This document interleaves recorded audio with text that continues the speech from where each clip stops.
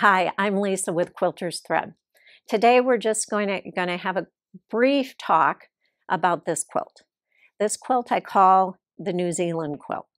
I'm working on it currently, and what inspired it is a glacier I saw in New Zealand. And what's interesting about this glacier is that it terminates in a rainforest.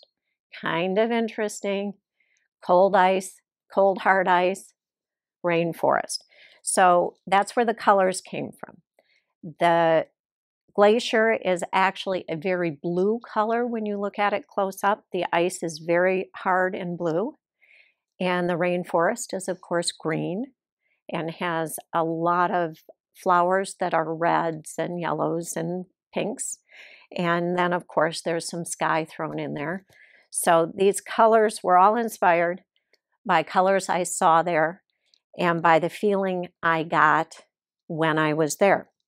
So when I set out to make this quilt, this time I used my sketchbook. I don't always, but in this case I did. My sketchbook is a notebook that has graph paper in it. And I tried a few things that I didn't like and then came up with these lines that I liked, that I felt reflected some of the lines on the glaciers and the way the glacier came down to the rainforest. And then I took my trusty colored pencils, colored it in, and when I thought, oh, I'm pretty satisfied with that, I thought, next step, how am I going to construct this? So what I did was I scanned it in on my computer. Scanned it as big as I could print it out on one sheet of paper. And then I used that paper to decide how I was going to piece this.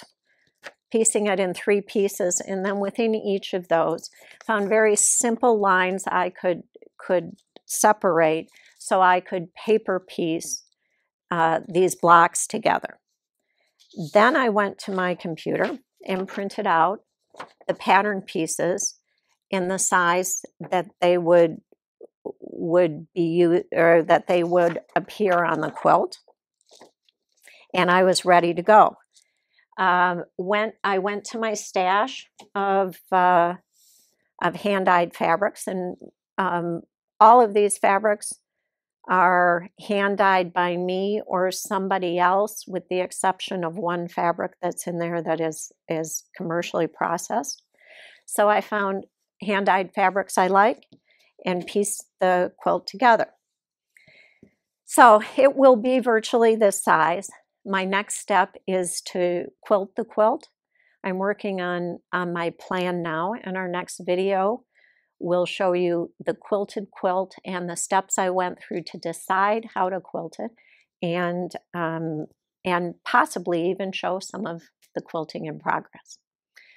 Again, thank you for joining us at Quilter's Thread. I'm Lisa Berenson. Please look us up on the web, connect with us on Instagram, quiltersthread.com, at Quilter's Thread on Instagram. Thanks for joining us today. Live well, quilt well.